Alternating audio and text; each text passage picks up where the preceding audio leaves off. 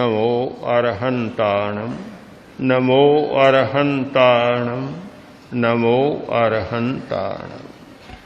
स्वस्थ हो गया, किंतु एक साधक की दृष्टि में शरीर के मेल चले जाने पर भी जो चेतना के प्रकाश में बाधा डालने वाले मेल तो अभी बहुत जमे हुए हैं।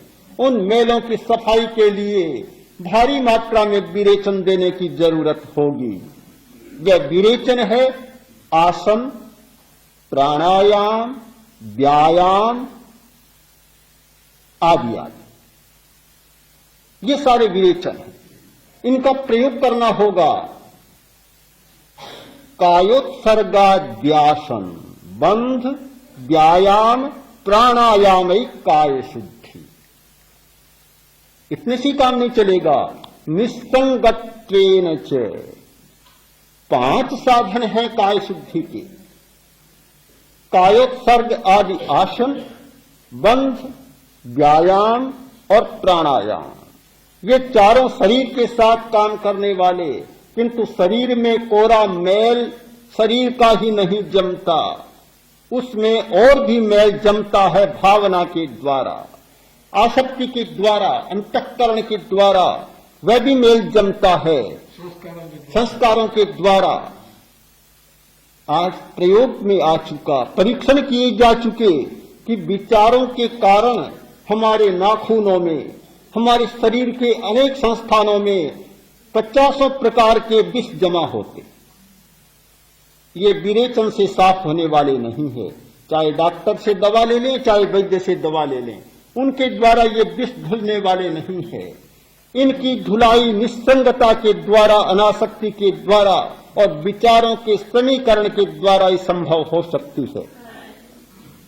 तो जहां इतनी गंदगी भरी पड़ी है, इतनी गंदगी, क्या उस शरीर को शुद्ध किए बिना, उसको साधे बिना हमारा लक्ष्य पूरा हो सकेगा? हम चेतना के क्षेत्र में आगे बढ़ सकेंगे? कभी संभव नहीं। हर व्यक्ति आता है और शिकायत होती है कि गर्दन में दर्द है। क्यों नहीं होगा? रीढ़ की हड्डी को तो कड़ा बना रखा है। क्या लचीली है रीढ़ की हड्डी? हमारे शरीर का सबसे बड़ा स्वास्थ्य का एक महत्वपूर्ण उपाय है पृष्ठ रज्जु का लचीला होना। जिसकी रीढ़ की हड्डी लचीली नहीं है वह शारीरिक दृष्टि से भी स्वस्थ नहीं हो सकता और मानसिक दृष्टि से भी स्वस्थ नहीं हो सकता। लचीली नहीं है और हो भी कैसे? भोजन भी नहीं मिलता बेचारी को। पेट को तो भोजन दिया जाता है। लगता यह है कि जो तेज होता है, लड़ाकू होता है, वह तो अपना सामान जुटा लेता है, और जो चुपचाप रहता है, बोलता नहीं है, मौन रहता है, उसकी उपेक्षा करना हमारी दुनिया का नियम है कि उपेक्षा करते चले। वह भी नहीं बोलता तो हमें ध्यान देने की जरूरत क्या है? कोई जरूरत नहीं। शायद इसीलिए लड़ाकू वृत्ति का विकास हुआ कि बिना लड़े काम नहीं चलेगा। लड़ो लड़ो, लड़ते चले जाओ। कुछ लोगों का सिद्धांत ही होता है कि इस दुनिया का नियम है लड़ाई, संघर्ष। इसीलिए सामाजिक चेतना के क्षेत्र में काम करने वाले लोगों ने कहा कि ये लड़ाई हमारे जीवन का नियम है। चाहे डार्विन ने कहा, चाहे दूसरे समाज शास्त्रियों ने कहा, विकासवादियों ने कहा, चाहे ट्रुथ संचारवादियों ने कहा। मुझे लगता है कि उन्होंने सचमुच एक नाड़ी पर हाथ रखा, क्योंकि दुनिया की प्रकृति यह है कि बिना लड़े काम नहीं होगा। और कहावत भी चल पड़ी कि बिना रोए मां भी स्तनपान नहीं कराती। बच्चा रोता है तब ध्यान देती है, कोई बच्चा शांत हो तो पड़ा ही रहे, मां ध्यान भी नहीं देगी। तो शायद लड़ने की बात अनिवार्य हो गई। पेड़ तो लड़ाई करता है, बहुत लड़ाकू है, आंतें बड़ी लड़ाकू है, पाचन संस्थान बड़े लड़ाकू है। जब नहीं मिलता समय पर तो फिर ऐसा चमत्कार होता है कि एक उपवास में रात को तारे दिखने लग जाते हैं। हाँ, दिन को भी दिखने लग जाते हैं आपके पास।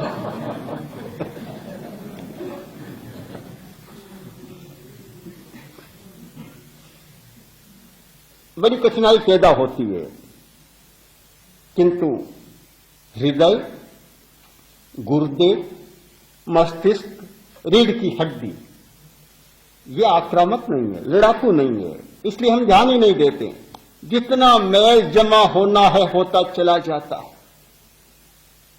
हमारे शरीर में रीढ़ की हड्डी का कितना महत्व है कि सारे स्नायु यहां से गुजरते हैं, चाहे ऊपर से नीचे जाते हैं, चाहे नीचे से ऊपर जाते हैं। यह एक ऐसा मार्ग है जो सबको नियंत्रित करता है, यहां से होकर गुजरते हैं। जिस व्यक्ति ने रीढ़ की हड्डी को नहीं साधा, वह साधना के क्षेत्र में बहुत सफल नहीं हो सकता। जिसकी रीढ़ की हड्डी लचीली नहीं है, वह मानसिक क्षेत्र में बहुत विकसित नहीं हो सकता। और शारीरिक दृष्टि से भी ये अकड़न होना, दर्द होना, बेचैनी होना, ये सारी बातें इस पर निर्भर है। इसलिए एक कुशल चिकित्सक सबसे पहले इस बात को देखता है कि रीढ़ की हड्डी कैसी है। आज एक चिकित्सा की पद्धति चली है ओस्टियोपैथी, उसमें तो सारा इस पर ही निर्भर है कि रीढ़ की हड्डी के आधार पर सारे शरीर की चिकित्सा की जाती है। देखा जाता है कि रीढ़ की हड्डी में कहां खराबी हुई है। कोई बीमारी होगी वे सबसे पहले रीढ़ की हड्डी का निदान करें। क्या कभी उसे लचीला बनाने का प्रयत्न किया? क्या कभी उसे आहार पानी, भात पानी का लाभ दिया? कभी उसे भोजन दिया? कभी नहीं दिया।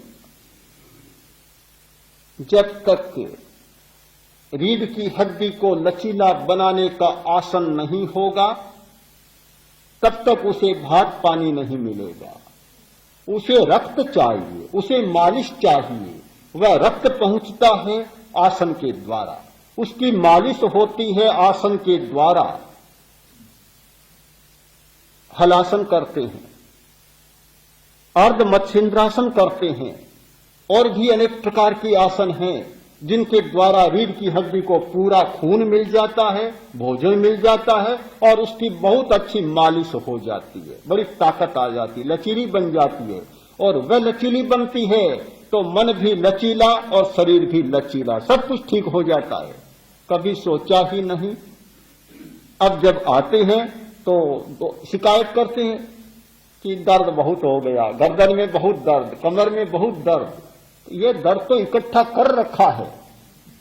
ये तो प्रज्ञा प्रदीप तो शिकायतों का घर है, प्रगट होने का घर है। तो यहां आकर तो सारा प्रगट होता है। आपने भंडार तो भर रखा है, पर यहां आते हैं तब प्रगट हो जाता है।